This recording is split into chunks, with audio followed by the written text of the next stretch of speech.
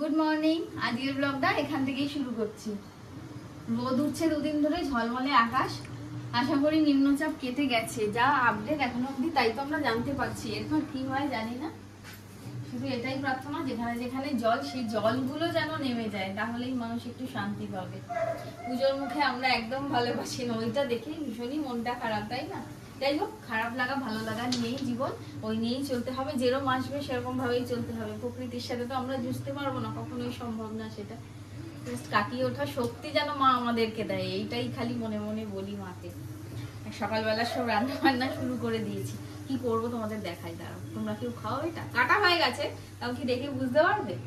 এই দেখো, কেটে ফেলেছি। অনেকে খায় না চিচিঙ্গা, আবার অনেকেই খায়, খুব ভালো লাগে।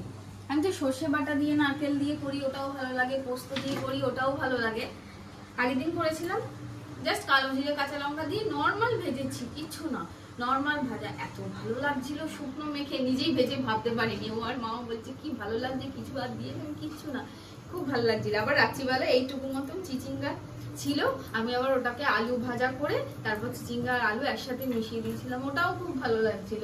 কিছু কিছু সবজি আমরা অনেকে খাই না, কিন্তু খুব ভালো লাগে। আমরা যেরকম সবজি সব রকমই খাই, ভালো লাগে।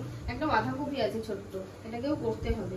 বলেছিল মাছের মাথা আনবে, তারপরে গিয়ে বলে ঠিকঠাক ভাবে মাথা পাইনি। যার থেকে আনে সে আজকে সেই দাদা বসেনি, ওই জন্য আর আনেনি। যাই হোক, সব জায়গা থেকে আনলে মাথা আবার কিরকম কি হবে, গন্ধ হলে ওটা আবার বাজে হয়ে যায়। যাই হোক, এই রান্না বান্না করি। কি করছো গো? মাছ ভাজবো, লাস্ট মাছ রান্নাটাই বাকি আছে।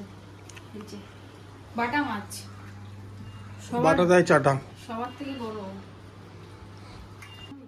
না ছাড়ো, একটা ছাড়ো, তোমার ছেড়ে দিচ্ছি।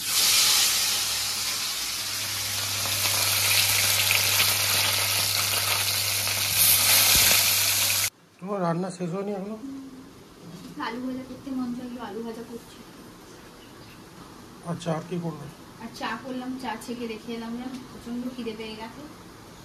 মাও ব্যাংকে গেছিল, কিছু খাইনি, একটা কলা খেয়ে গেছে। কতবার বললাম খেয়ে যাও, যায়নি। ফিরতে ফিরতে 1:30 বাজিয়েছে, এখন এসে আবার সে একটা কলা খেলো। চা করলাম, আমি চা খাবে। কেক আছে ঘরে, কেক খাবে। এই কেক কিনে আনার থেকে জানো তো, বানিয়ে রাখি না আমি, ওটাই ভালো, তাই না? বানিয়ে আবার রেখে দেবো। ওই পুজোর মধ্যে কাজের চাপ থাকবে তো কি হলো, খাওয়ার সময় পাওয়া যায় না। কেক বানানো থাকলে আমরা খেয়ে নিই, ওটা সুবিধা। বাড়িতে তুই কি শুনছিস ভাই? ও ঠিক বাড়ির ওপর চলে এসে শুনছে। আজকে ও সকাল 5টা থেকে 10টার মধ্যে, 5টা নয় 7টা থেকে, বলো 7টা থেকে 10টার মধ্যে 3 ঘন্টায় ও কতবার যে পেয়ারা খেয়েছে। তো 7টার আগে থেকে, যাই হোক, কতবার যে ও পেয়ারা খেয়েছে তার কোনো ঠিকানা নেই। চলো চা করেছে মা, খেয়ে নি। মা করেনি, আমি করেছি। আরে যেই করো না, চলো খাবি, তুই যা খাবি। চলে এসো, চলে এসো। পেছনে ওই ক্রক্সটা দাও, ক্র্যাক। এখন কিছু বলা না, না একটা খাও, আর একটা দিয়ে দিচ্ছি। না একটাই খাবো এখন। বলছো আমার গলা দিয়ে স্বর বেরোচ্ছে না। জল খাও, জল খাও। জল খেয়ে না খেয়ে বেরোলে এরমই হবে, ঢং শিখেছে। আগের দিনও সেই কোথায় গেল, বললাম খাও খাও, খেয়ে যাও। তো দেরিতে গিয়ে তো এই লাইন, আগের দিন তো 2:45-র সময় এলো। তো দেরিতে গিয়ে তো এই লাইন হবে, আমার সব রাস্তাঘাটেও লাইন, সব গেলাম, তারপরে ওখানে গেলাম। দাও ওটা খোলো। হ্যাঁ, খোলা হয়ে গেছে। কি তুমি কি করে সাহস করছো? আমাকে দাও।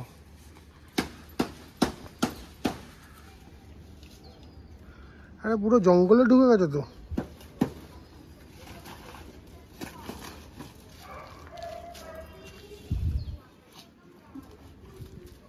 সাহসটা একটু বড় বড় বেশি।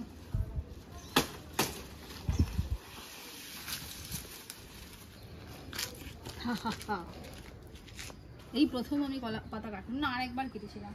তার আগেই সবাই কেটে কেটে নিয়ে চলে যায়। ওখানে মা ভেতরে ঢুকেও গাছে পাতা কেটে নিয়ে যায়। ওই ভেতরে? ঠিক আছে, চলো কি করবে দেখি। চলো কি করবে দেখি, তোমরাও দেখো। কি হঠাৎ হঠাৎ করে কি মনে পড়ে ভগবান জানে। কলা পাতায় ভাত, গরম গরম ভাত, গন্ধরাজ লেবু, খাসির মাংসের ঝোল আলু দিয়ে, ঢপের চপ সেরা সেরা। বলবেই তো ঢপের চপ, কারণ জানে তো বাজার তো ওই করে, ভাবছে বাজার থেকে আনি তো নি। কারা ভাই তোরা গায়ে লাগলি? যা যা তাড়াতাড়ি চলো তাড়াতাড়ি চলো। শিউলি গাছের পাশে তো পাতা, শিউলি পাতা। সব ডেলিভারি কমপ্লিট করে স্নান টান করে এখন প্রায় 4:45 বাজে আমরা খেতে বসছি। সারাদিনে ঠিক করে ভিডিও করা হয় না, এক এক দিনে এত কাজের চাপ থাকে।